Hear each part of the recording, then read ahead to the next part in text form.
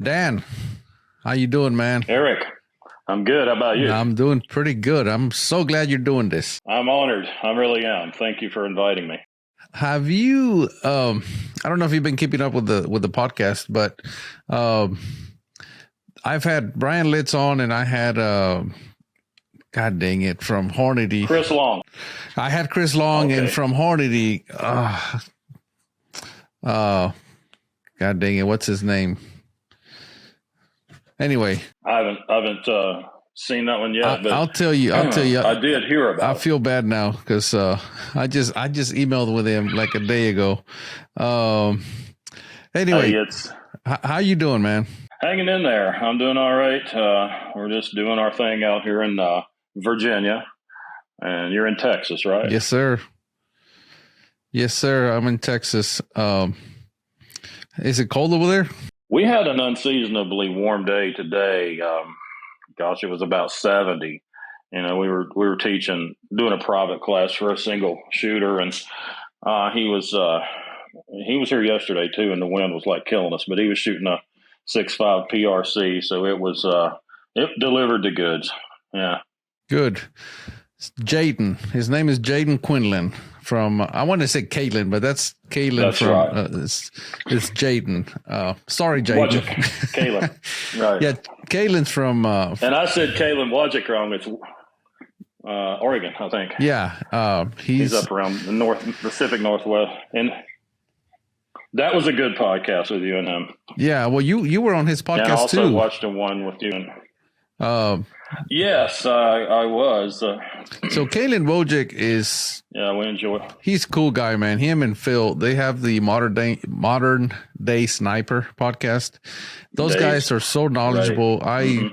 I tell people I'm a one trick pony. That's I shoot 1,000-yard F-class prone, and I'm good at that. But these guys are very well rounded.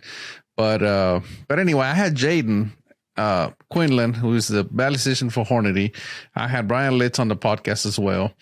And both of them are talking about this, pretty much saying that small sampling is insignificant, and again, these guys are scientists, and I get it. I get the entire, people think I disagree with them. I don't disagree. It is not for us, for our purpose. It is very hard to do, to go and shoot, 30, 40, 50 round groups, because, the barrel life is so precious for us, and I think with our experience, because we do it so much, we have, I'm going to say, found a shortcut to the system. And I know, that's their big thing, because you can't shortcut the system, but somehow we managed to get there. So anyway, again, that goes against, pretty much it goes against your OCW, method of finding the load, because you're not shooting 30, 40 shots per group. So again, I obviously respect them. They have knowledge that I don't have. They have experience in the tunnels. They shoot a lot more than I do. But I think I really don't understand, honestly. However, my purpose, I would say you have knowledge. You've got knowledge they don't have too. Well, possibly, but they're I think their end goal is different than mine. I'm looking for the smallest possible yet consistent groups. And if I find something that doesn't go, cause like they say, well, 2 or 3 or 5 shot groups are not enough. Well, for me, they are, because if I have a 3 or 4 shot or 5 shot group that's shooting bigger than what I'm looking for, I'm not going to pursue that. But anyway, let's talk about your OCW method, because that's, since I started shooting, I've known about it. So, hey man, you busy? Dude, I'm doing a podcast. What do you want? So I'm running low on bullets. You got a good source? Yeah, Creedmoor Sports, which they actually happen to be sponsoring this episode. Awesome.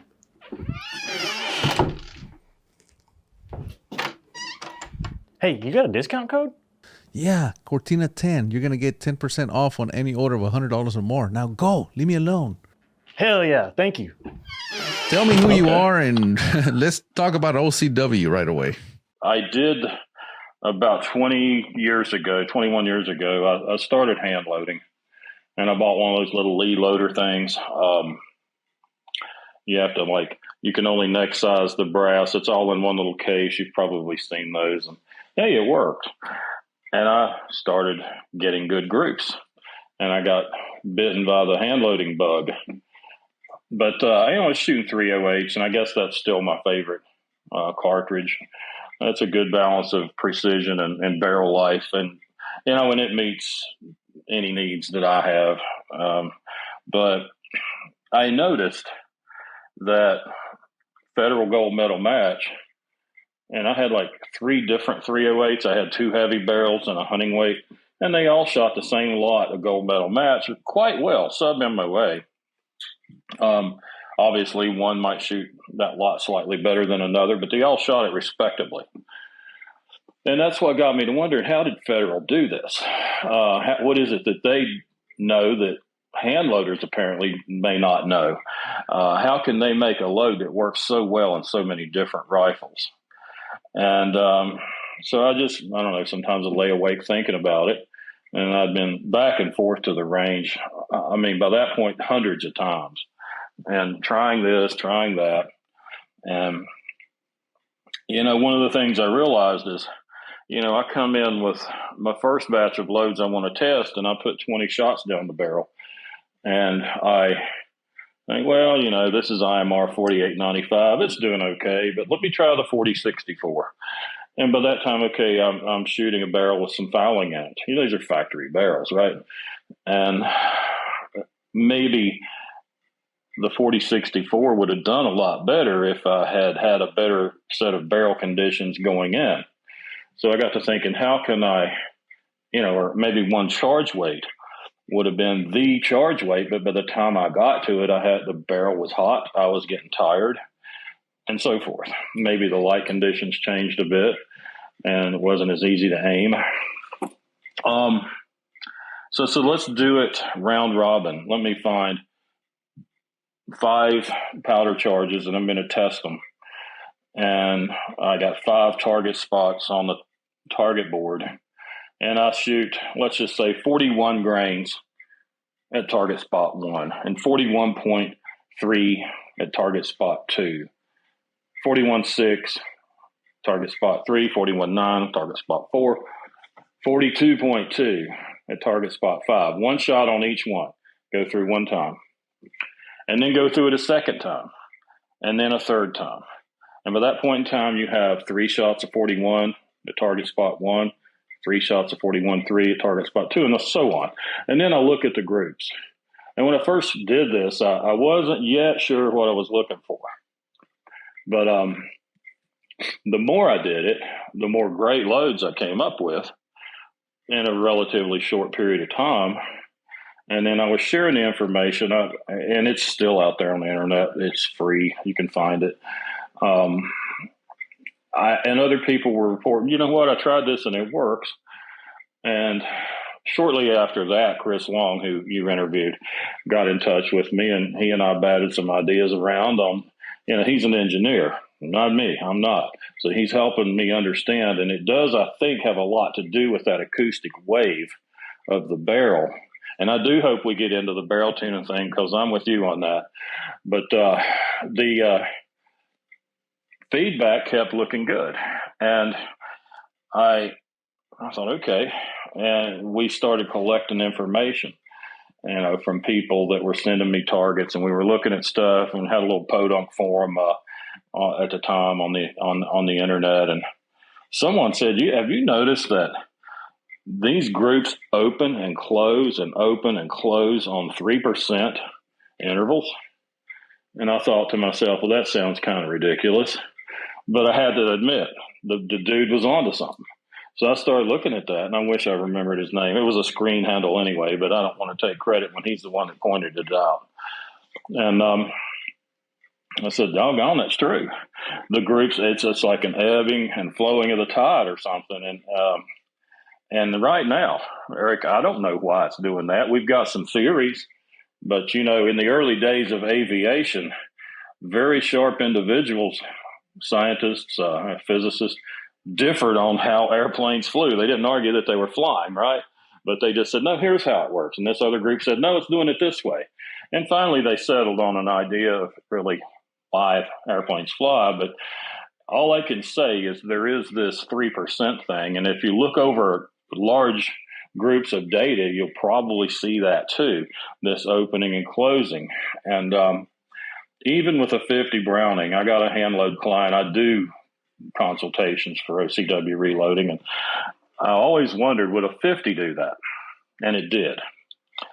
And 3%. And you're talking about a big chunk of powder, 3% jumps in the 230, 240 grain powder charge range. But I know that it works. I had a fellow, a relatively well-known statistician. His name's Denton Bramwell. And Denton Bramwell wrote, sometimes I go on the internet, you probably do this, you just type in your name, see what they're saying about you. But Bramwell said the OCW load development system is the most statistically relevant system going right now. And that was probably 10 years ago or 15 even when I saw him say that. But whatever it is, however it works, factory loads shoot extremely well. Now, I heard you say something that I agreed with 100%. And you were talking to the rifle builder, Gordy. Uh-huh. What is it? Gordy Gritters. I can't remember his last name. Gordy Gritters. And you guys are talking about, okay, yes. And the positive compensation thing. I know that where that came from was the old British Enfield shooters shooting old 303, 900 meters, and they would be stringing more vertical, closer range than they would at 900 meters. And it was theorized, and probably is true, that was positive compensation. The muzzle was slightly higher in the recoil arc before the bullet exited. I've heard people, and they used to argue that recoil didn't begin at all until the bullet was out the muzzle. They'd say it's a contained system. There's no movement. But then, 10,000 frame per second video proved that wrong. It is moving before the bullet gets out. And the muzzle is vibrating. It's not to the point you'd see it in a video, because you don't take a video and say, look, this muzzle's really not even vibrating. They have to, or the muzzle would snap right off. And Chris Long would tell you that, I feel sure. But the factory ammunition, let's take Hornady's factory 300 PRC load, 225 ELD. We run it over a chronograph, and the numbers are not that stellar, but we're shooting it at a mile, shooting it at 2,100 yards, and it's not stringing vertically like these numbers would suggest. Why is that? Is that a positive compensation? I don't know. But as you say, believe the target. Believe the target. You can forget everything else but that, right? It's, you've either got a good load or you don't. Yeah. Right? Well, that's how shooting competitions work, right? They don't ask us to fill out a form and find out who has the best ES or the best speed or who has the best theory on how a bullet flies. They put a target out there and they said, okay, right, whoever can hit it the most times in here wins. They don't care about your background. They don't care. They don't care that I grew up ranching. They don't care that you can drive a dump truck for a living. It doesn't matter. It doesn't. They don't do IQ tests. Right. Maybe they should. But the point is, none of that matters. We can sit here and argue until the cows come home, but everybody believes the target at the end of the day. And there's a lot that I don't know, and I simply say, well, that's magic, and I just move on. It's a humbling thing to be able to say I don't know everything. And I did appreciate Brian Litz on your interview with him saying, I used to think this. I used to think to measure the bullet from the ogive to to the base, and now I say don't. You measure it from the tip to the base. And remember that part? Yeah. He was talking about that. Yep.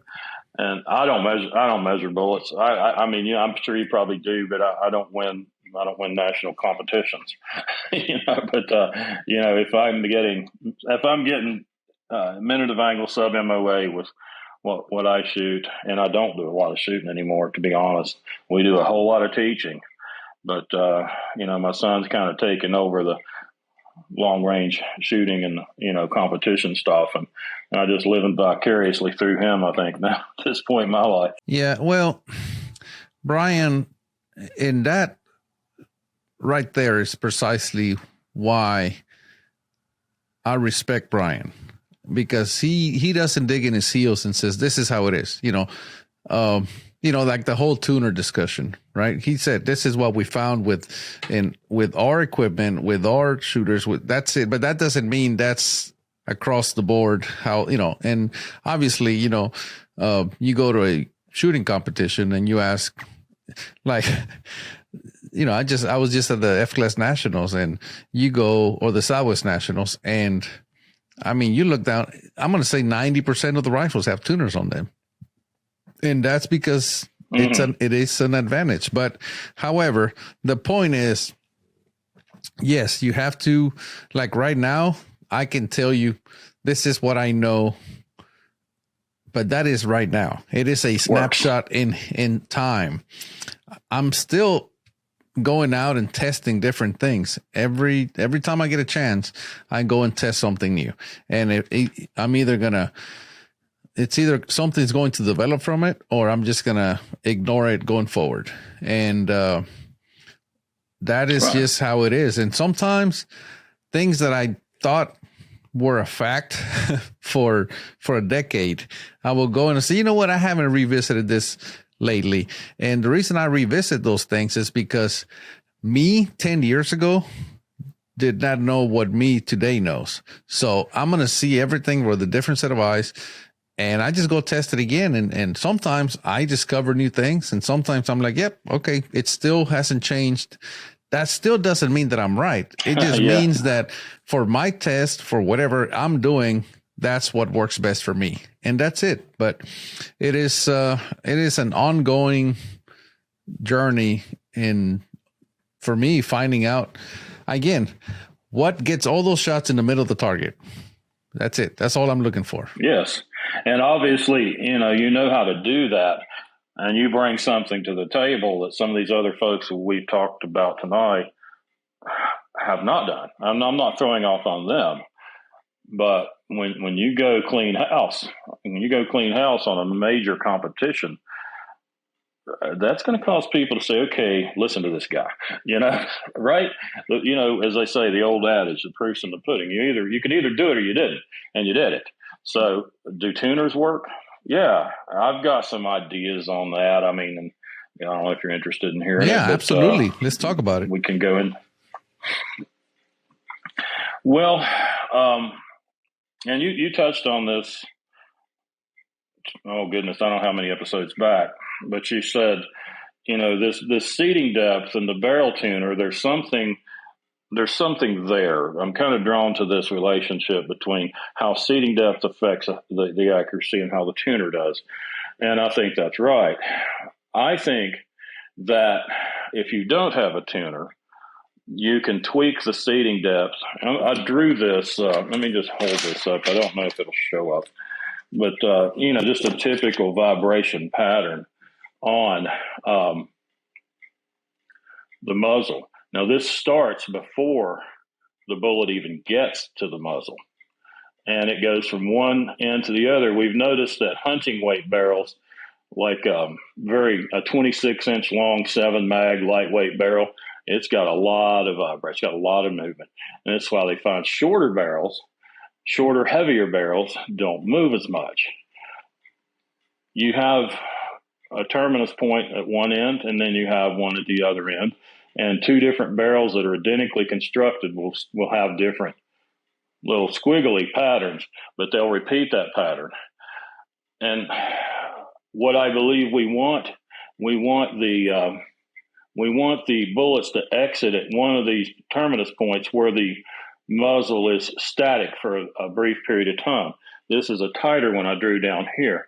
These 3 shots could have 20 foot per second extreme spread, but they're coming out at the same point in space. These 3 on this straightaway here, they strafe. And I see that on targets. When I see a tight strafe, I used to see that with factory gold medal match. I know my muzzle's going quickly from one end to the other, and I'm like strafing, or a belt of Orion, I used to call it. And what I want to do is change the point on this vibration pattern where these shots exit the muzzle. That's what the tuner is going to do. The tuner can take this vibration pattern and change it into an infinite number of alternate patterns and get those shots to come out at a point where you're at a terminus. You're at one extreme or the other. I don't know if this makes sense. What do you think? Yes, I believe that the way I explain it is a swing. I just picture a swing. I said, if you're swinging, the only way you can reverse direction is to stop. The swing has to stop momentarily to switch direction. I said, that's how a barrel in my head works. And that's why. Excellent analogy. If you can get it, if you can adjust if you can adjust the weight, and like you said earlier, you don't see the vibration, but you put you can hit a barrel and you can hit it and it'll make a sound, right? You don't see it, but it's vibrating. That's the only way it's making a sound. And if tuning fork. Yeah, exactly. And if you touch it somewhere else, that's how a guitar works, right? You move your hand up and down and changes the vibration. But anyway, the tuners, I have found out that seating depth and tuner, I can get the same results with one or the other. And nowadays 100%. I don't even adjust seating depth anymore. You got a tuner. I seat all my ammo to the same length, and for my 7 PRCW, it is 2.222 base to ogive. I just find a number that I can remember, and that's it. Again, let me ask you this. No question. Do you find that as the barrel life erodes away, do you have to retune? I've not ever used tuners. I'm asking this as a curious question. Do you have to tweak that tuner at some point or more than one point along that barrel lifespan, or does it stay the same? I find that it stays the same. So here's how I typically do this. Now I do things differently, but this is how I did it for a long time. When I would first start, I would tune the tuner, or I would tune a barrel with a tuner. And I would make it shoot as good as possible, right? Well, I would do powder charge, then seating depth, and then I would do the tuner just to see if there was something else left on the table. Typically, there was a little more that I could get with the tuner, and then that's it. I wouldn't ever move the tuner again for the life of the barrel unless I absolutely had to. And then, if the rifle would start opening up, then I would move seating depth, because then I just knew exactly which way to go. Like, I just know that, hey, you just got to make it longer. To me, that was the simplest way possible, right? Now, sure. After talking to John Myers, and he passed on a lot of tuner knowledge to me. He's a mechanical engineer, that he was a shooter. His background was racing, where they're always tuning, right? So he applied all that knowledge to tuners, and he passed all that on to me. Well, I'm sure he didn't pass everything on to me, but he passed on a lot of knowledge to me. And now I use tuners differently. Like, I move tuners now to keep the rifle in tune as much as possible.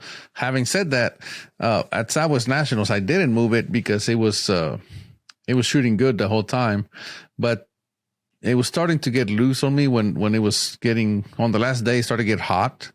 And so I talked to John after I won, and he said, well, did you move the tuner? I said, no. He says, well, you should have. I said, well, I know, but I was I was scared. So I'm not 100% there yet.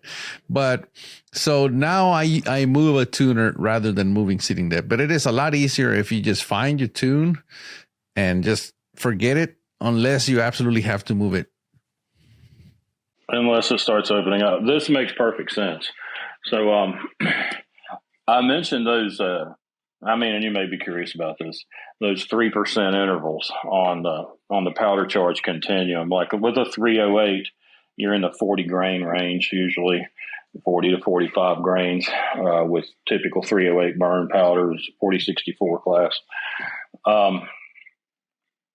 Between the 2 points, between, let's say, 42 grains and 43.1 grains, you find a node at each point because they're 3% apart, and the target verifies it.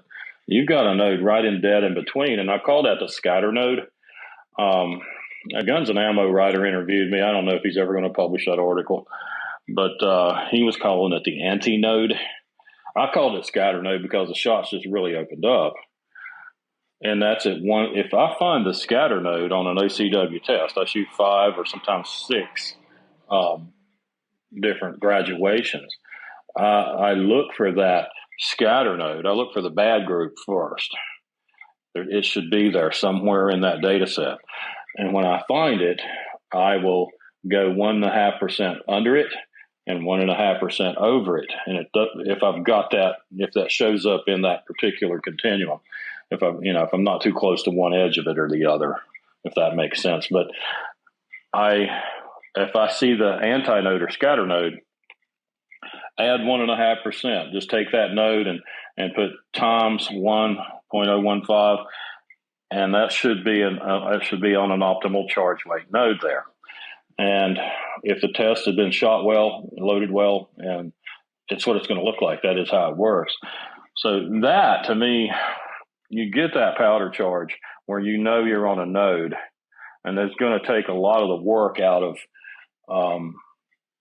fine-tuning it from that point with maybe things like try a different primer or start working with the seating depth, because a lot of folks, they've done it for eons. They'll go on Bench Rest Central and say, I'm shooting 142 grain Sierra Match King. How much jump does it like, quote unquote? And that always baffled me. Everybody said, it wants 20 thousandths of jump. Well, it might.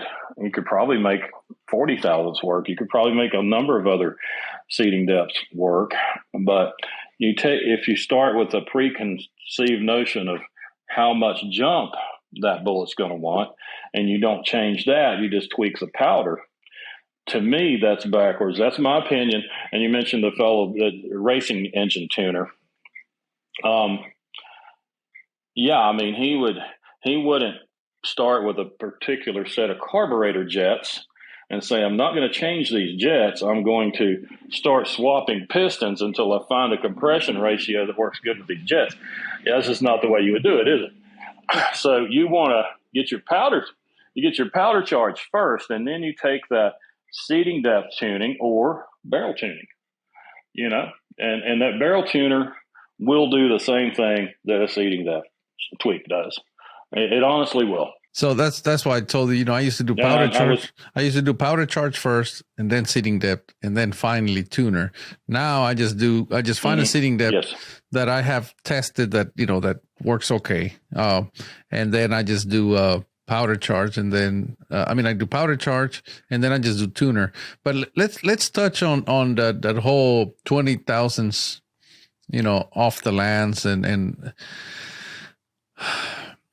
it is very. People ask me all the time, how far off the lands are you? And I honestly don't know, just because of the way I do it. I find jam point, which is the point at which the bullet's going to get stuck.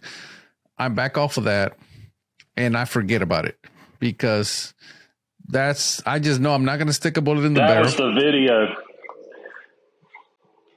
That was the video that got me acquainted with you on YouTube. You were talking about quit chasing the lens. I thought this should be good, and that was my first exposure to you and your teaching. Well, thank you. So I said, look, I'm looking for the danger point. Get away from that and start there. Just start there.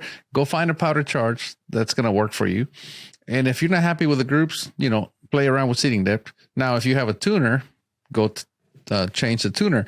But the point is, people go, okay, they'll ask me, well, trust me, I've been getting tons of messages after winning the Southwest Nationals about what's your powder charge? What's your base to ogive dimension? None of that matters. That is only good for my rifle, my barrel. They're asking about barrel length. They're asking about, and I said, look, it's not that I don't want to tell you.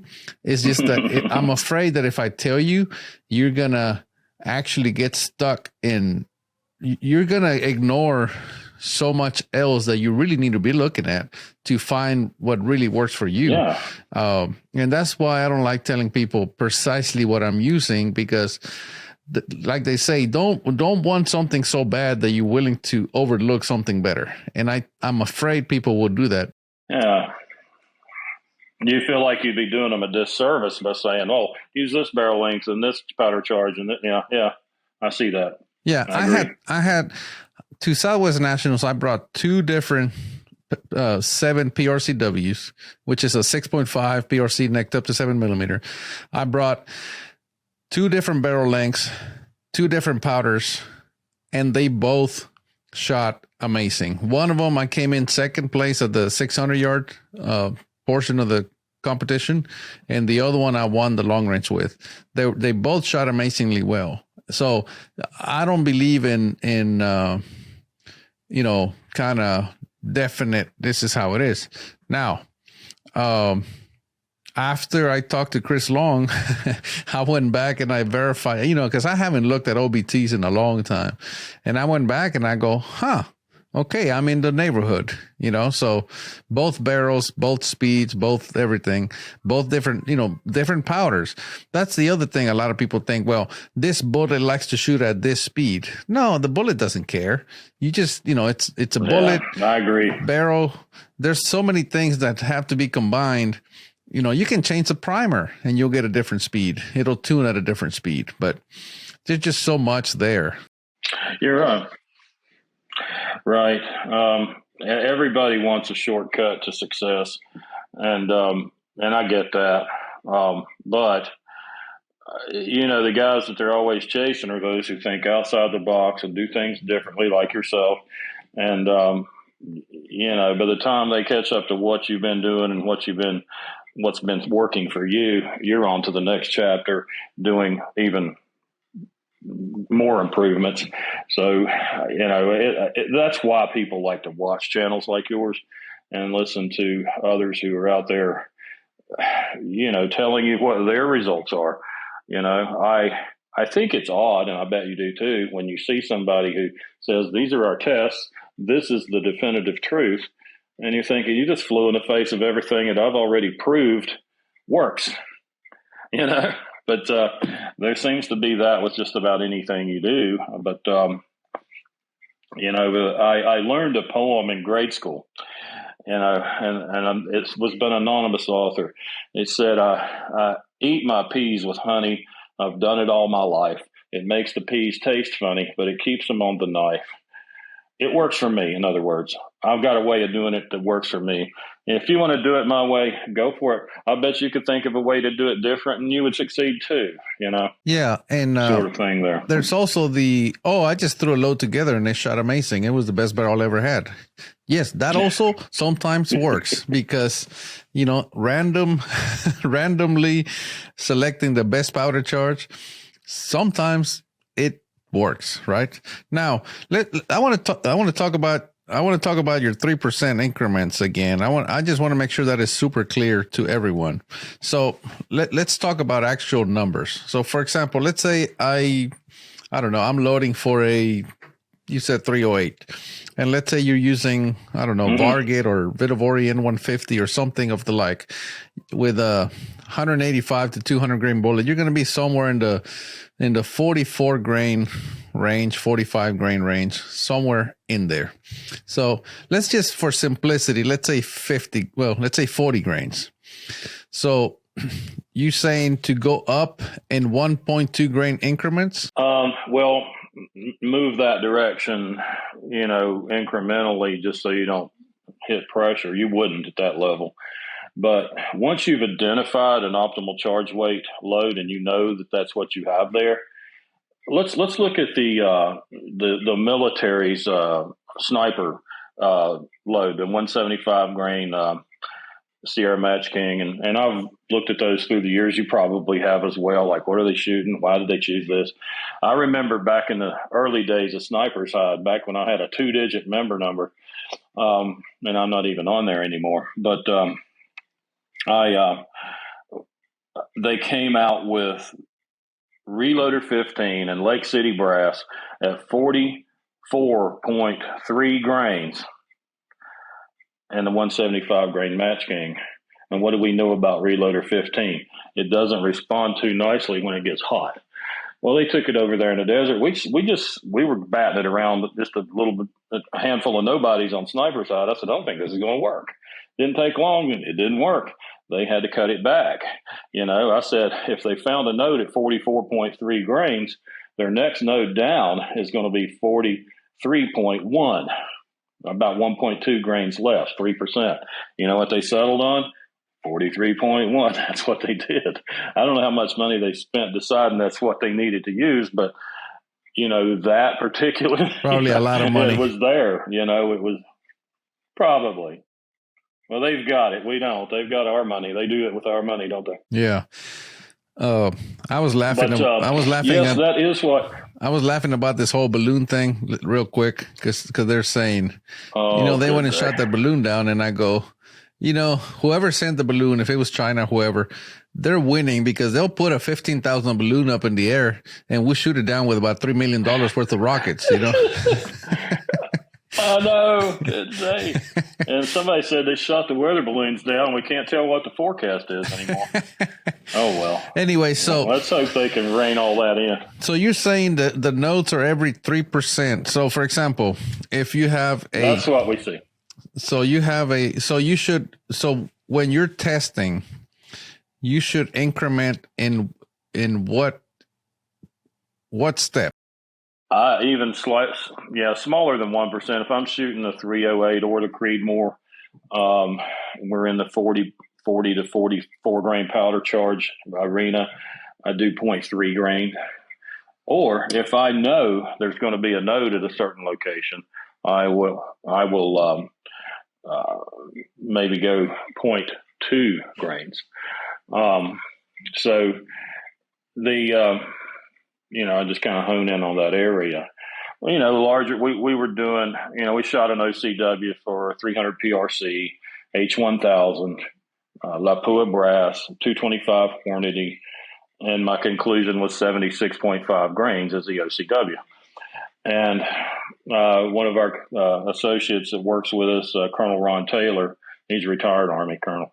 He said, well, I'm going to shoot an OCW with my Ruger Precision. And I said, well, I think it's going to be 76.5 grains. And he shot the test, and that's where it was. We had shot it with a Savage Elite Precision with, I think it's a 30-inch barrel. He had a 26-inch barrel on that Ruger, I believe.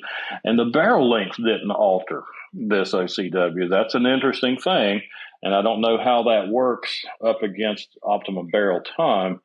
All I know is that, well, you would know this, 18-inch 308 heavy barrel, gold medal match off the shelf, sub MOA. 24-inch, sub MOA, same lot. 22-inch, 20, they all shoot it well. So what we look at what is and try to figure out why. We know the what. It would be nice to know the why. We don't have to. I think Ben Franklin said that, it isn't necessary to know how these laws of nature work. It's just sufficient enough to know what they are. But we're curious, aren't we? We'd like to know. And I wish I could come here and give you a definitive answer. But we're we're looking at what is, we're looking at what takes place and what is, and then trying to come up with a model of understanding for why it is. Because if you could get to that why, it might take you to another level. You know what I mean? So so you're saying 1%. So if it's for example well actually you were saying like 0.5%, right? For a 40 grain for a 308, it'd be like about 0.2. Yeah. Well, you could, if you knew there was there was going to be a node there, and maybe you got an odd lot of brass or something like that. And people have pulled down factory ammunition, right, and said, "Oh, Federal's not using your OCW load if it's 4064. They're using non-canister grade," and you call them, and they'll tell you that it's non-canister, like that's a resume enhancement. What that really means is we got a bargain basement deal on a rail car load of off-rate IMR 4064, and Hodgson calls up and says, "You guys think you could use some of this?" And we said, "Yeah, send us about 40 pounds of it, and we'll see if we can do anything with it." And then calls back and forth, and they buy it for $2 a pound, and voila. Canister grade powder is what the powder maker always is going to shoot for. They don't want it to sell that powder for pennies on the dollar to Federal or Hornady, right? Right. So just so about 0.1, 0.2 grain increments, and try to cover about 5%. What would you like to cover? If no, I would, if I didn't know where the node, if I didn't have a real good idea where the node was, and let's say 308, Creedmoor, anything in the 40 to 45 grain powder range, I would do it in 0.3. I would go 41, 41.3, 41.6, 41.9, and 42.2, and shoot that, and hopefully find a scatter node and an OCW.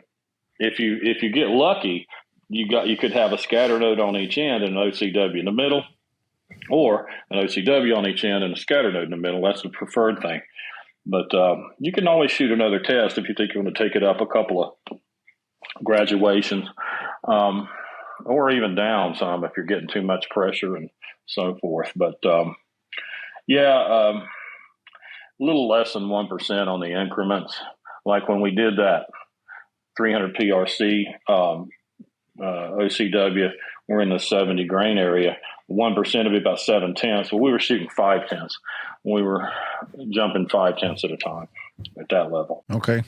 So, how does seating depth play into this entire thing? Because, the OCW, you're looking for small groups, right? You're looking for what is it that you're looking for? Good question. What you're looking for is a stability of impact area where you're not getting hard shifts. I would ideally, you see an area where, okay, this, let's say 41.3, 41.6, 41.9, all three of those are printing in about the same general area with relation to the aiming point. Well, by the time I get to 42.2, it moves low left. Or when I started at the first graduation at 41 grains, it was maybe high right. But you're looking for a place where a little over 1%, maybe 1.5%, you've got an area there where the groups are not moving around. They're kind of stabilized. They want to be in a certain place. And you're shooting this round robin, of course. And I've had clients, say, well, here's my test, and what do you think? And I'll look at it and I'll say, okay, go with whatever. Let's say it was a 280 Ackley, and I said go with 51.2. And so why? Because I got a flyer at 51.2. And I said, well, look at the graduation underneath that. Well, I think it was doing in 4/10. So it was 50.8. You're in the same general area at 50.8. 51.2, same area. 51.6, same general area. but I got a flyer at 51.8. I said, yeah, that's a shooter-induced flyer. And not to be, smarmy, but I know it is because it went to a place where the powder charge below it and the powder charge above it, neither of those charges went there. So if you see a shot move out of a group in a direction that the powder graduation below it and the powder graduation above it didn't go there, they didn't print there, then 99% shooter-induced flyer. And I put it politely, so I throw flyers. Everybody does, So I think that's where you need to be, though. And I'll go out and test it almost always. Yeah, shot some great groups. Here's my 600-yard target. But so with the OCW system, you're looking at that data set. It can very much reveal how the shooter is doing. If they're not that experienced, they're not someone at your level, that they're going to be prone to shank a shot here and there. But that round robin continuum can even help you factor out at least one or two shooter errors during that test if you see where those shots are printing, if you see what I mean. Now it might sound strange. It may sound strange to say if 50.8 grains is printing in a certain location and it's the same as 51.2, and that's the same as 51.6, but I got a flyer in the middle of 51.2. Why can't I have a flyer in the middle? Why does it have to be in that same area? It should be. It is. If you got a flyer in between two stable points of impact and that center group is also in that same point of impact range and that center group has a flyer, shooter induced. Unless you got a bad bullet or you hit a June bug in December or something, that's the problem. Yeah, and I mean it's real simple, right? All they have to do is shoot the test all over again and see if it repeats. There you go. Yeah.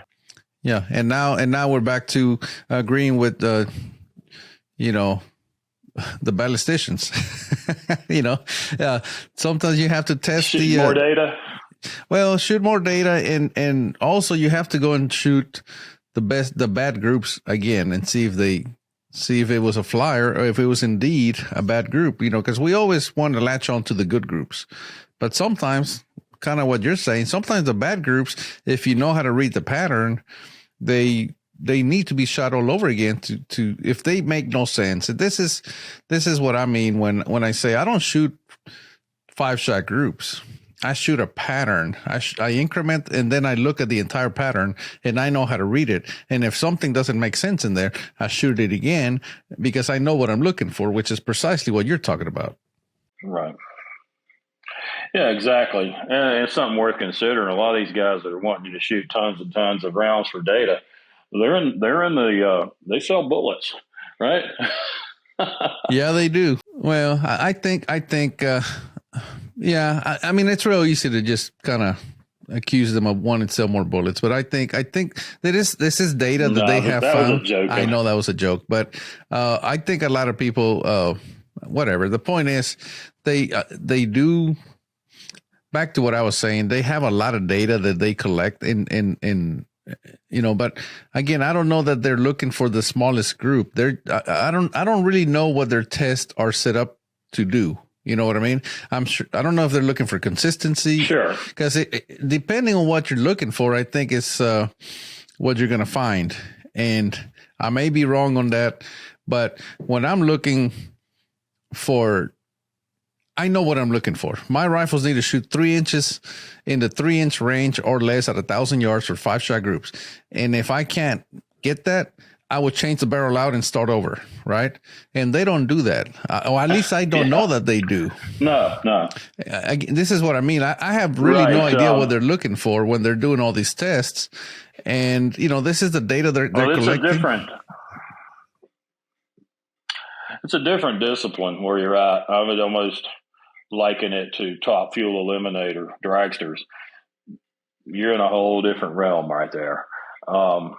That's not your grocery getter. That's not the rifle that you're necessarily going to use to put meat on the table. That's the rifle you're going to use to win a long range competition. and there is just a lot of there are a lot of intricacies to that have to go into that recipe to get you those 3-shot groups. Or, I mean, 3-inch 5-shot groups at 1,000. Whereas, somebody like myself, now I firmly would say that you get an optimal charge weight powder charge, and you can take it on up. You can amp that up. You can barrel tune it. You can depth tune it. We used to call it depth tuning when you're adjusting the seating depth.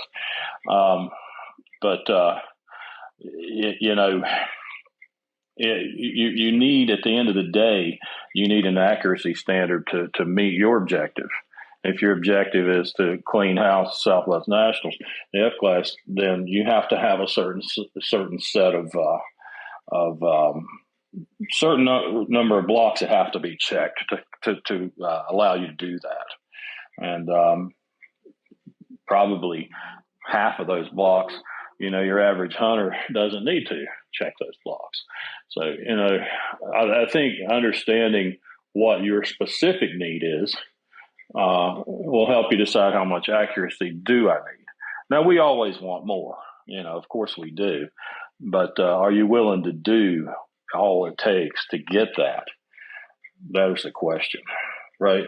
Yeah. And, again, that is one question that I didn't ask. And it's like, what is it that they're looking for? I don't know what they're looking for. Obviously, I mean, they're testing something, right? They're testing.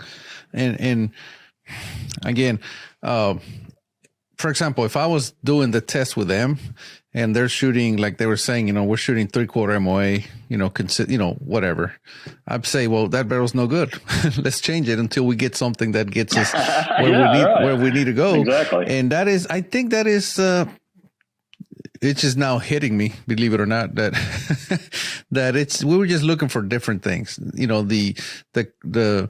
The benchmark is different. They don't really have a benchmark. And I think that's ultimately the difference, because they're just going to find whatever they find and they're going to document it. Whereas if I find something that I'm not satisfied with, I just pull it off and start over. But yeah, that's they're obviously their tests are valid. It is just not valid for my purpose, or at least I don't know how it is. I'm so ignorant, to be honest with you. I'm so ignorant that maybe it is valid and I just don't know how it is. And this is why, I had him on, and believe it or not, I was pushing back on a lot of what he was saying, but I was mainly just challenging for my own benefit to try to understand more in depth what they were doing and why they were doing it. But I've went back and I've tested a lot of what we talked about, just for my own. I would like to test, Eric, putting humidity into the powder charge and losing 200 foot per second of velocity. I would like to test that. I'm not saying I doubt it. That sounds pretty wild. Remember what I'm talking about? Oh yeah. That's Brian Litz was talking about. Putting don't seat the bullet, just size and prime the case, put the powder in, and put one set of those prepared cartridges in an ammo can with maybe a washcloth or something with water in it, so it gets very humid. And then in the other can, you put a desiccant in there to keep it dry. And I don't even remember which way he said it was. Which one was the faster powder charge? The dry powder, I'm assuming. Yeah, maybe. I don't know, but I thought this was before.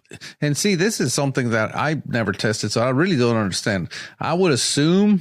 So my assumption is this was dry powder versus, I'm going to call it wet powder, humid powder, before it was loaded. Yeah. I'm thinking it was before it was loaded, to where the dry one would. Yes. Because they didn't seat the bullets. Yes, I don't know. What I'm thinking is, once the bullet's seated, Well, what I'm thinking is you have powder before you weigh it, right? And if you have very dry powder, it's going to weigh less, which means you're going to put more powder into the case than the humid powder. And that's how I understand it, but I don't know. I mean, I don't know that after you load it, it would make a difference. Maybe it will. I don't know. Well, if the bullet is seated, presumably it's a sealed you know, it's all sealed up. I mean, now the military, we talked about some of those sniper loads, the M118 LR, and they would put sealant on the primer, of course, and some of that stuff had sealant on the bullet, so that when it seated, I think they stopped doing that. The best load they have now is, I guess, Federal's still running the Lake City outfit, and the gold medal match 175 grain. You see that sometimes on the shelf instead of marked 308 Winchester, it says 7.62 by 51. That's military overrun stuff.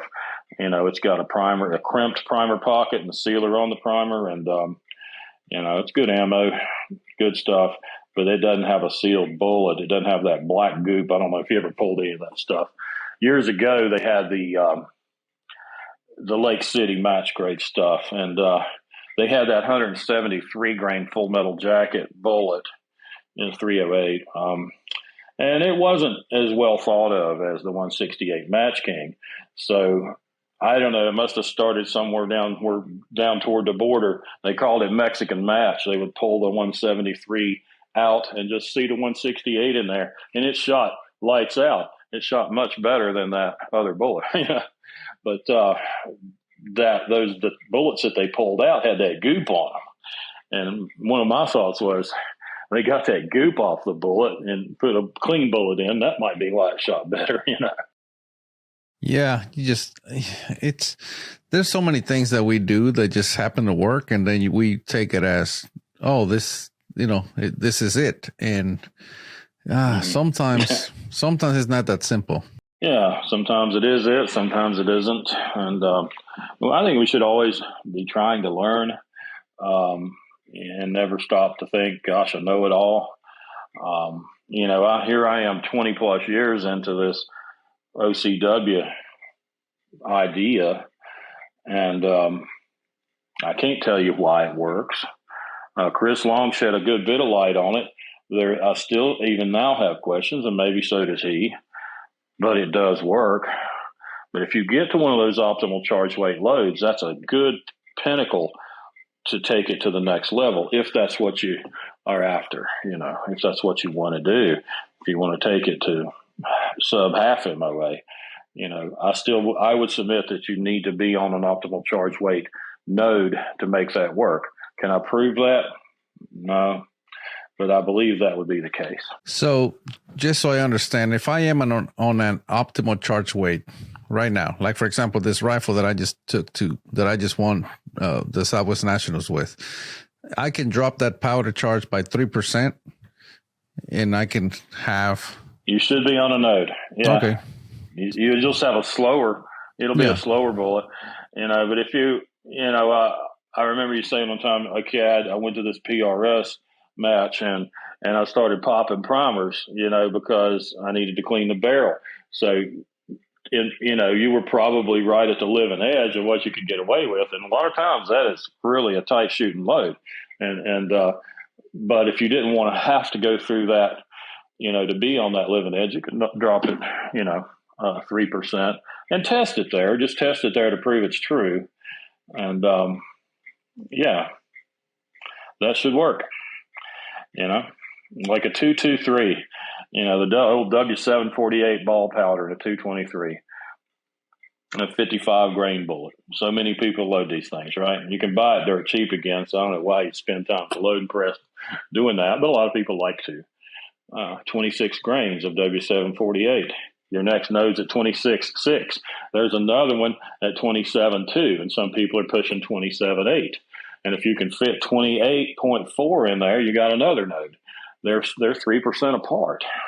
But on a 223, your scatter nodes are 0.3 of a grain away from your accuracy nodes, or your OCW. So when you get down to that low, and you know what I'm saying? You got to really hone it. Very tight. Starts to get very tight. Well, I'm going to test it. Yeah. I'm going to test it. Especially when I have a rifle that shoots that good. I'm going to, because it's a real simple test to do. All I have to do is go and drop it 3%. Well, I'm going to drop it 1.5% and 3%. right? And it should not. Yeah, 1.5 should be bad, and 3% should be good. Yeah.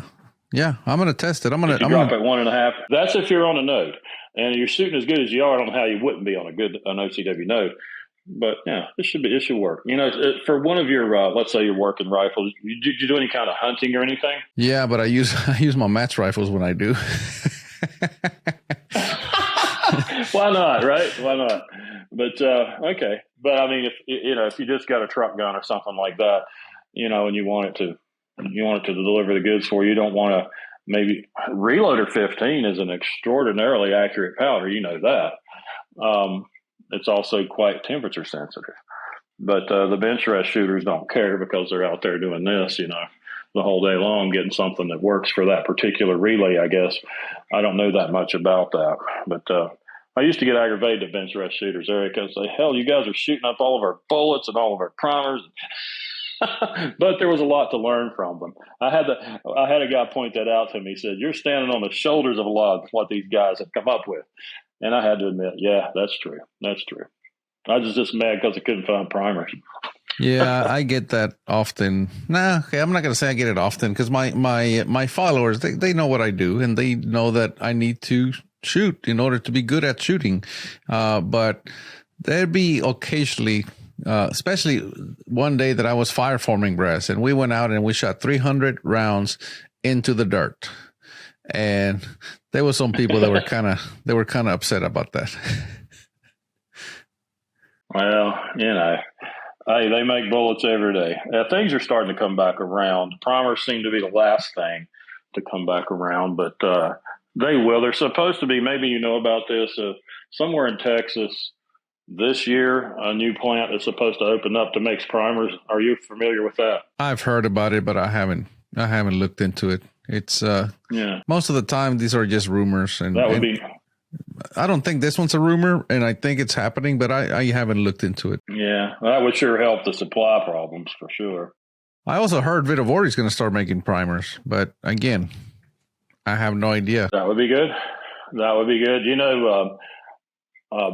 Ruag, which is the Swiss ammo maker, had Norma. Ruag sold Norma to Beretta. Beretta is opening up a huge plant on the coast of Georgia. And they're going to start there's a lot of that Norma ammo right now. It's so cheap. Depending on your accuracy needs, you might as well just buy factory ammo. 6.5 Creedmoor, $21 and change a box. You go to Texas Ammunition, it's 20. I'm just not trying to plug them, but that's one place to get it. So it's 143 grain Golden Target, .641 G1 BC. For a little over $1 a shot. And this is what Norma is putting into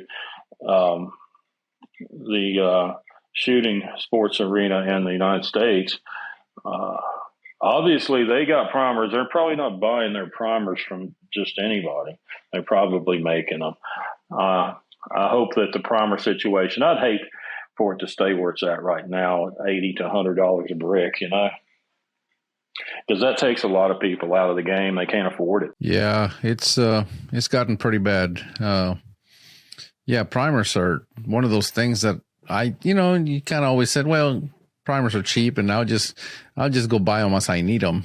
And yeah, it's gotten to the point that if you find them, you better buy them. And then even if you find them, sometimes you can't afford them. They're so expensive nowadays. I know. I bought 2,000 rounds of Remington 6.5 this morning, in fact, and $75 a brick. That was down from what they had been, so maybe they'll keep moving south there, get back down. I think the $30 a brick primers are gone forever now, but and probably the $30 a pound powder is gone forever. But maybe it'll get closer to those numbers as we go forward here. I just don't know how it can ever go back down, because they can get, people are paying it, right? People are paying it. Yeah, that's until people stop paying it, and that's what you're going to have. Hodgdon said, and I don't know if you have them on Facebook or even if you do Facebook, but they said that the powder's back. They said you should be back to normal supply levels this year. and I really hope that's the case. That would be nice, but because you could not find H1000 or Retumbo for love nor money. But hopefully that's back. I mentioned Hodgdon. You might be curious about this. I'll share something that one of their techs told me a few years ago. They have a maximum, their data, they've got, the starting load, and then they've got the max. And he said, what we do, and I don't know if they're using just these Canon style barrels and vices. They probably are. I know that's what Nosler does. But they said we shoot, and we do shoot for accuracy. And we shoot it until we hit the pressure limit, and we hit too much pressure. So we go above maximum SAMI spec pressure. If we're accurate at that number, if we're accurate at the last number that's the max SAMI spec, then we'll publish that's the maximum. If we are not accurate at that number, we go down on the powder charge until we last saw that accurate, and we publish that. Now, when you think about it, that has the effect of Hodgdon's maximum powder charges are most often on an optimal charge weight node. They're on an accuracy node, because if they put the pedal down all the way till they hit max and they weren't accurate there, they don't publish that load just because they hit max. If it wasn't accurate, they don't use it. Maybe they hit max at 58 grains of 4831 in a 150 270 load, 150 grain 270 load. Wasn't accurate. I said, okay, where was it last accurate? Well, it was last accurate at 56.8. That's what they put. They'll put that as the max. And, so that's a nice little bit of information, and I've used it through the years. If I'm using a new cartridge, bullet powder combo, I definitely go to Nosler, look at what they show, what their most accurate powder tested was. And by the way, you can look through Nosler's numbers and also find a 3% thing sometimes with where they're showing an accuracy node, and maybe just give it 3% and you got another accuracy node. But anyway, I will look at Hodgdon's data and say, well, max for 308, 175 grain Varget, and they got 45 grains. I'll try that, because that's probably, now I don't go straight to it, right? But I'll creep up on it and see what I got, and more often than not, there you are, catbird seat and a handful of shots. Yeah. Now that's for just common guy. That's for common guy accuracy. If I can shoot a minute of angle, I'm good. If I ever get into, which I'm too old to fool with it now, Eric. But if I would advise somebody, getting into F class bench rest stuff, so you got a whole nother level that you got to start. You got to start that upward climb. I see your wallet groups. I see some good long range varmint kills, but you got to do a whole lot more than you might realize to do those sorts of things. Yeah, Top fuel eliminator. Yep. How small do you want to go? It's it's kind of like car racing. How fast do you want to go? The faster you want to go, the more expensive it gets. Same thing with this is no different. Yeah, that's right. Well, Dan, this has been great. A lot of people follow you. Yeah. Let me ask you a couple questions. Yeah, go ahead. Quick. Just to curiosity's sake, you got so many people watching you. They don't know all that much about you. They know that you're a F-class shooter, bench rest shooter. I know you did some PRS shooting. So what kind of music you get into? I don't do music. You don't even hum a song to yourself while you're reloading? No, I do very little music. I'm always either listening. What about other hobbies? You like cooking, anything like that you enjoy? Like I said at the beginning, man, I'm a one-trick pony. I do. This is what I do. Maybe that's why you're so good at it. Why you're so good at what you do.